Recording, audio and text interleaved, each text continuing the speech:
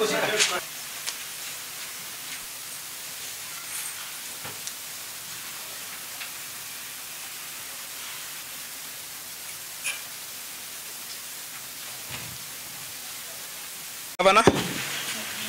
cognizant that the committee on appointment is established pursuant to Standing Order number 190, which provides for its mandate to include vetting of proposed nominee for the position of the Deputy Governor as per the provision of Section 9(1) of the Public Appointments County Assembly's Approval Act number 2017. Aware that the Governor, Honorable Benjamin Cheboy, via a letter dated 13th October 2022, forwarded to the Speaker the name of Mr. Felix Kiblagat Mayo for vetting by the Select Committee on Appointment to subsequent consideration for approval by the County Assembly. Mr. Speaker, I beg to move a motion of approval of the nominee that was able to answer all the questions. When I look at the scorecard, 85 is an A, or that's an A.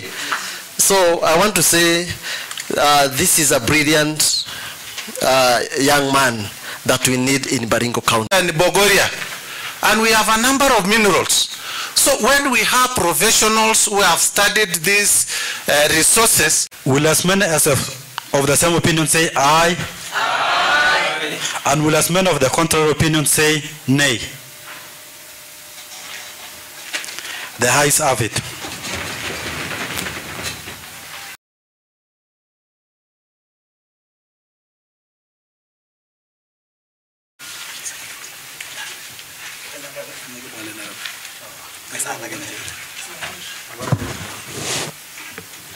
Debating the motion for approval of Felix Mayo Kiplagat as the Deputy Governor of Baringo County.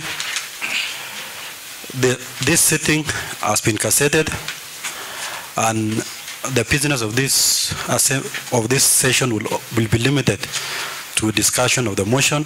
And I you can take your seat. Good afternoon. Kindly let us know who is before us this afternoon.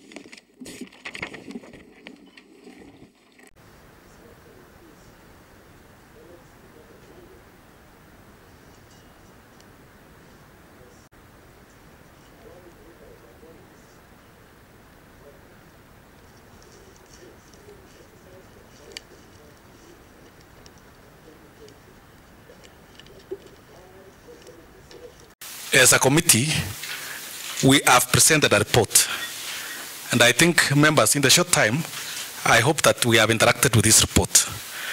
The gentleman that we are presenting to the people of Baringo and that we subjected to the vetting is an able gentleman. And I want to agree that as a committee, even before we interacted with Felix, we asked ourselves as a committee, what is our function? Will we just approve because we must approve, or we have to do a thorough job? And among ourselves, we agreed that our job is to do a thorough job. And whether he is qualified or not qualified, we will subject it. And of course, other people are saying, no, if he doesn't qualify or something happens and we reject him, the whole Baringo will be up in arms because of the circumstances that this member came in. But some of us and some members felt, no, we have to do a thorough job anyway, even away from emotions. So I want to confirm to this house that in our consideration, Felix Mayo Kiplagat is qualified for the job of Deputy Governor. Not because there was a problem that occurred or is a son of the former late governor, but in his own right, he is qualified. And we are convinced that we have done a thorough job.